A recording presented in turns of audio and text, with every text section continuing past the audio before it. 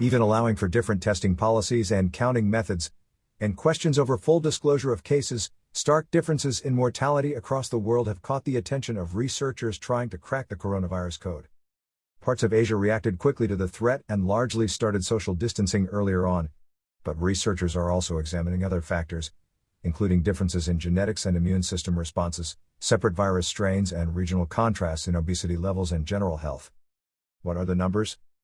China, where the virus emerged late last year in Wuhan, has recorded fewer than 5,000 deaths, which translates to 3 deaths per million inhabitants. Japan has around 7 per million, Pakistan 6, South Korea and Indonesia 5, India 3 and Thailand fewer than 1 per million. Vietnam, Cambodia and Mongolia say they have recorded 0 COVID-19 related deaths.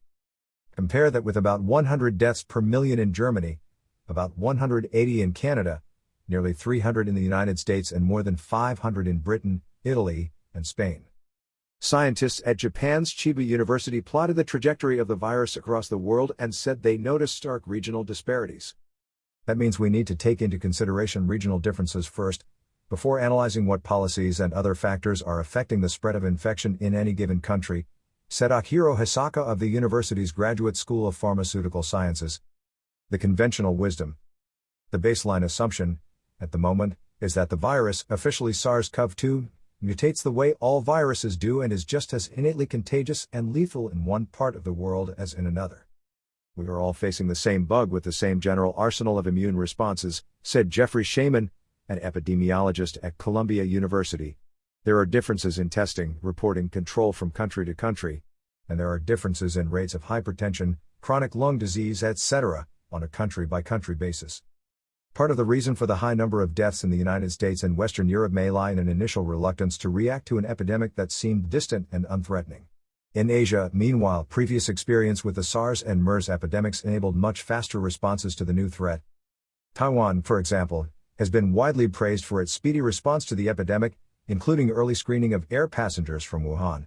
South Korea built a massive program of testing, tracing, and isolating patients. But in Japan and India, 2 very different countries, the relatively low death toll has baffled many scientists. Similar mysteries have emerged from Pakistan to the Philippines. Weather and culture or reason? Hot and humid weather could be a factor in places such as Cambodia, Vietnam, and Singapore. Several studies have suggested that heat and humidity can slow, although not stop, the spread of the virus, just as is seen with influenza and with coronaviruses that cause common colds. But some equatorial countries, including Ecuador and Brazil, have seen many cases and deaths linked to COVID-19. Demographics also play a role in regional disparities. Africa's generally younger population may have been more resistant than northern Italy's older communities, for example. In Japan, which has the world's oldest population, different reasons are being explored.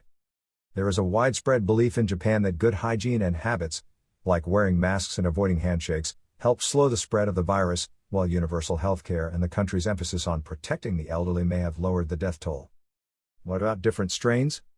Research by a team at Cambridge University showed how the virus mutated as it left East Asia and traveled to Europe, noting the possibility that the initial strain may have been immunologically or environmentally adapted to a large section of the East Asian population and needed to mutate to overcome resistance outside that region.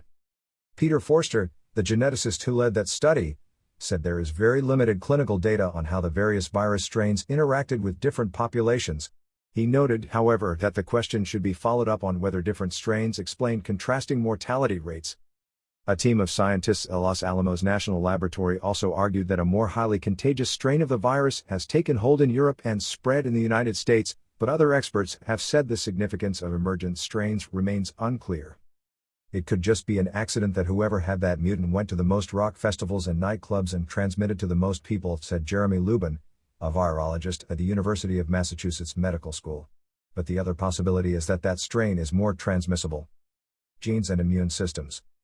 Nobel laureate Tasuku Honjo, a Japanese physician scientist and immunologist, said people with Asian and European ancestry have enormous differences in the human leukocyte antigen, HLA haplotype, genes that control the immune system's response to a virus.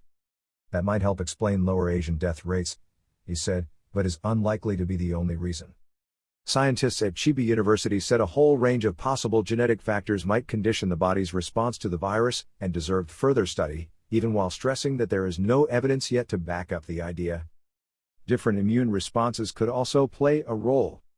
Tatsuhiko Kodama of the University of Tokyo said preliminary studies show that Japanese people's immune systems tend to react to the novel coronavirus as though they had previous exposure, and notes that there are centuries of history of coronaviruses emerging from East Asia. The enigma of lower death rates in East Asia can be explained by the presence of immunity, he said. Other studies have suggested that rates of Bacille Calmette-Guerin, BCG, vaccination might have played a role, because the anti-tuberculosis shot can potentially cause immune-boosting response at the cell level. Our hypothesis is that BCG, plus infection or exposure to TB, would be protective, said Tsuyoshi Miyakawa of Fujita Health University. But Japan has a record of BCG vaccination similar to that of France, albeit with a different strain of the vaccine, and yet a very different COVID-19 mortality rate. Experts are divided, but clinical trials are underway. Megan Murray, an epidemiologist at Harvard Medical School, said another factor worth exploring is differences in microbiomes, the trillions of bacteria that reside in a person's gut and play a huge role in immune response. Microbiomes are very different in different places. People eat very different food, she said. Obesity under study. But don't discount random chance. There's something else that many Asian countries have in common: much lower rates of obesity than in the West. Obesity is a leading risk factor for serious COVID-19 illness. Just over 4% of Japanese people are classified as obese, and less than 5% of South Koreans. That compares with 20% or more in Western Europe, and 36% of people in the United States, according to the World Health Organization. But random chance is also at play.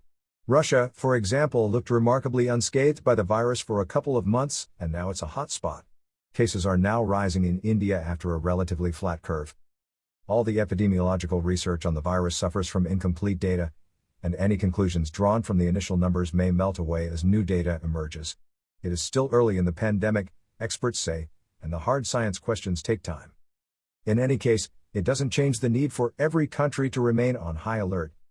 All of the strains that are circulating on the planet, said UMass Professor Lubin, seem to be capable of killing people.